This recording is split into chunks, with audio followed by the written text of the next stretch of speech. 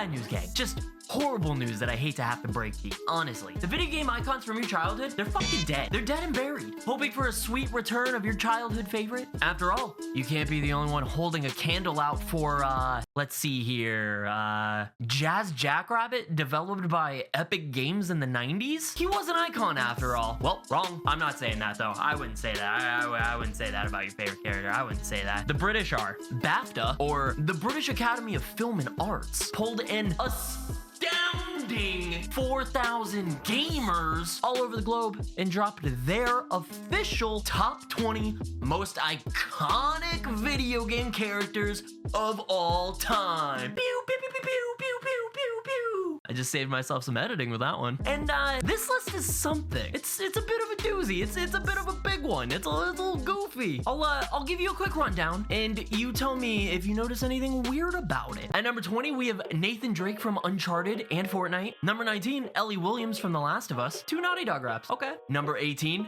Kazuma Kiryu from the Yakuza series. That's a fun one. At number 17, we've got Asterion from Baldur's Gate 3. I think he's the bear fucker. Is he the bear fucker? I think he's the bear fucker. At number 16, we have Cloud Strife from the Hercules level in Kingdom Hearts. Number 15, Crash Bandicoot, our fucking boy.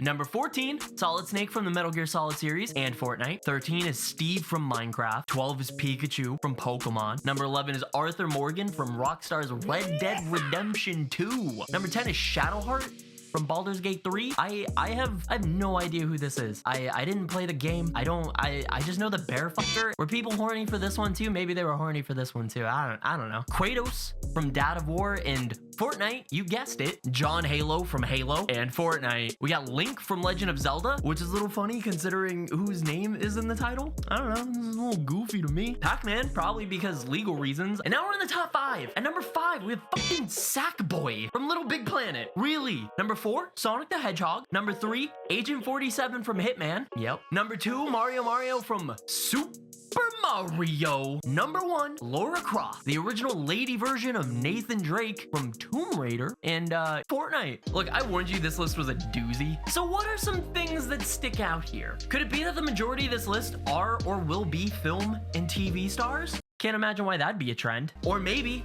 that most of this list is only relevant because they had game releases within the past 60 years. Or how about the winner being, you know, British? Honestly, what sticks out to me is just how bland this list is. I don't mean any disrespect to the characters on it. They are mostly iconic, and I do mean mostly. Look at it, you, Shadowheart. I don't know who the fuck you are. But for a top 20, it just feels kind of boring. I don't know. I just think it's weird that this list is mostly just people. Sure, we've got Pac-Man and Crash, Mario and Sonic, but the majority of this list is just a dude, dudette, or little dudette, or mildly fantastical dude or dudette, and it just got me wondering, what the hell happened to the classic mascots a lot of us grew up with? And when did the idea of mascot just become person with emotional and hygiene issues? I'll give you a little rundown. You see, back in the 90s and 2000s, the gaming landscape used to be way different. I remember, cause I'm old. Thanks to a certain blue hedgehog, studios lived and died by how cool their mascot was, because nothing got stinky little kids in the door and games off the shelf like a cool little dude on your game cover. But once the secret was out, every game got a new goofy little freak trying to get your money. The best way that I could describe it was like how it is with band names. The more and more bands get formed and named,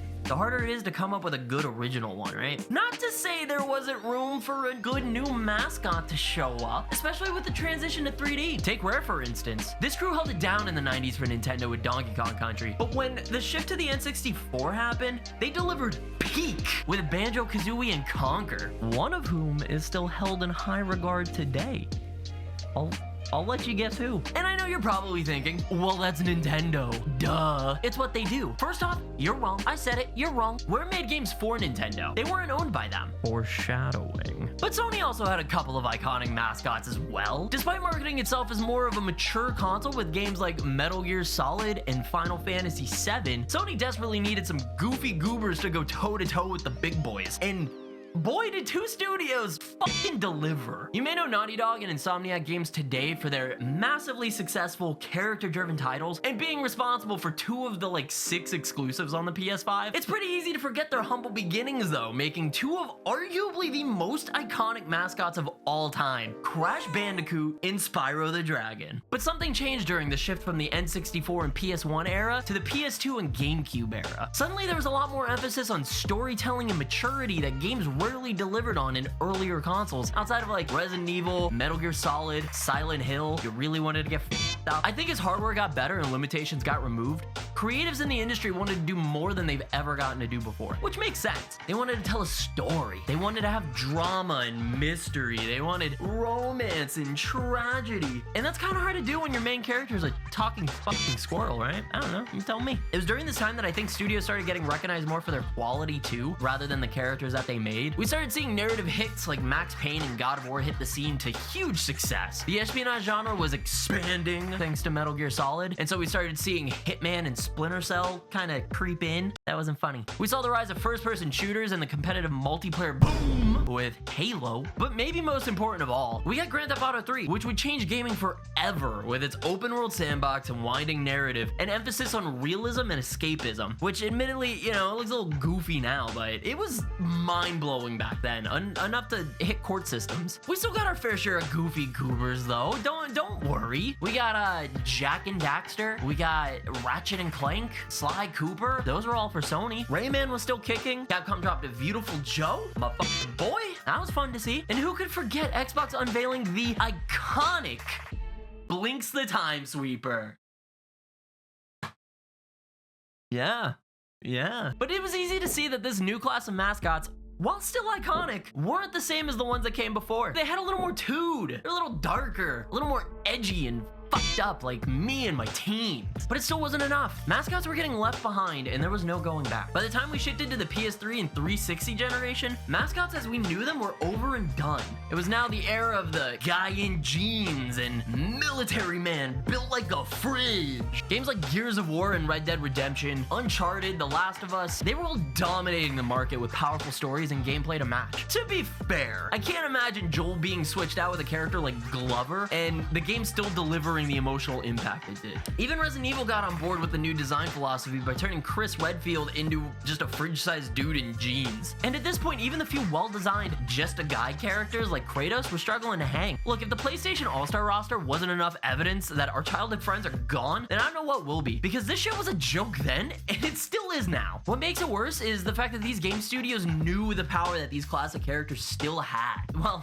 some of them. You see, while PlayStation and Nintendo didn't think it'd be worthwhile to save some of the IPs that helped make them in the early 90s and 2000s, other companies did. Microsoft made huge waves with the purchase of Rare. I foreshadowed that. No doubt hoping to save time and resources by padding out their mascot library with established IPs and stealing away Banjo and Kazooie, and more importantly, Conker from the Big N. Ultimately, this didn't pay off as expected, but it didn't need to. They were having huge success with their big man in green, John Halo, leading the FPS and multiplayer domination that would sweep console generations hereafter. Now it only exists in name pretty much. All the old devs moved to other studios and Banjo and Conker are just locked in the fucking basement of Microsoft. Crash and Spyro would similarly get passed around too. After several changes of hands and mediocre to just outright bad games, they would end up finding a home in Activision's basement, and then funny enough, Microsoft's basement as of last year. They're all roomies now.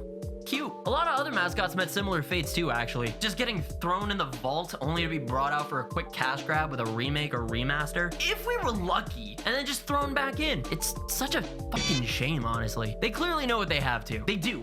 Don't act like you don't. Phil Spencer, the head of Xbox, was quoted by IGN, saying, "You've seen from our history that we haven't touched every franchise that people would love us to touch." Ew. Banjo fans, I hear you. But it is true that when we find the right team and the right opportunity, I love going back to revisit stories and characters that we've seen previously. Yeah, okay, buddy. Sure, whatever. Keep blowing smoke up my ass. No, really, please, I love it. I love it. Look, Toys for Bob nailed it with both the Spyro Reignited trilogy and Crash 4, in my opinion. And yet there seems to be nothing new on the horizon for Spyro, and Crash immediately got moved to live service multiplayer hell. Sick. And while I know that wasn't necessarily Xbox's move, they aren't exactly instilling confidence in me with how they've handled Crash and Banjo. Clearly, big studios would rather just milk our childhood for all it's worth in this DLC live service hell we live in. Yay. I'm surprised we haven't gotten a fucking Kazooie gun in Call of Duty or a Spyro glider in Fortnite. I can't imagine the ransom they must be holding these goobers for if Banjo was the only one to get into Smash Bros. With any representation. Like, there aren't even goofy ass Mii costumes for most of these guys. What the fuck? Look, I'm not sure if any of you are Smiling Friends fans or if you're terminally online enough like me to see Gwimbly trend for like 2 weeks on Twitter, but they just showed an episode for season 2 that really emphasizes what I'm trying to say here. I think it's worth checking out because the picture they paint of how the games industry feels right now was nailed in my opinion. I don't know. Maybe it's for the best. Maybe it's for the best. The fuck do I know? The remakes and re-releases were fun to see, and Crash 4 was like a dream come true for me. Hell, even Ubisoft let Rayman get some actual love last year with that Mario Rabbids DLC and a starring role in their Captain Laserhawk show. Didn't see it, not surprised. But while indie studios and Nintendo constantly find success with